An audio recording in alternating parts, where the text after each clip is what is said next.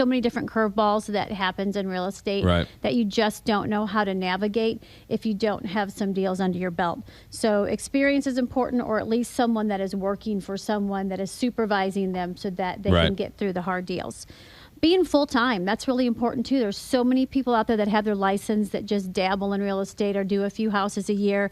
Kind of goes hand in hand with experience. That might have worked a couple of years ago, 10 years ago, but in 2015, that's just not working. It's not working, and you need them to be available. So there's a really hard, big issue with agents that are part-time just not having the availability to act in timely fashions. Another thing is just good communication skills.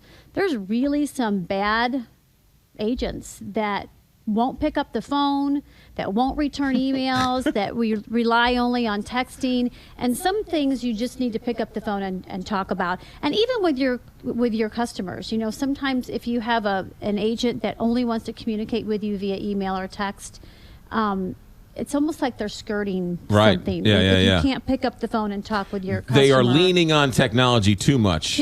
And they are avoiding the human interaction. And there's a lot of misunderstandings that can happen in that type of situation.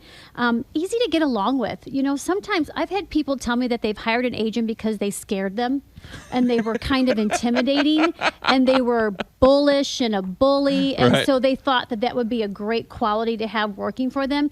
And in actuality, you're a little afraid to work with them, number one. And then number two, if you didn't like them, how many real estate agents out there don't like them? And honestly, that can get in the way of a deal. When you've had some bad deals with somebody, you kind of look at that one come across the board and go, ugh, do I really want to get into another deal with that person because it's going to end up ugly? So that's really important. People don't realize it. And don't go for the yes man. You know, we have agents that come in all the time and will just tell you what you want to hear. That is not who you want to hire. You want to hire somebody that's going to tell you the truth. Be honest about your house. Be honest about the things that you need to do. And don't just tell you the highest price because they want to get higher. Your house is worth $1 million.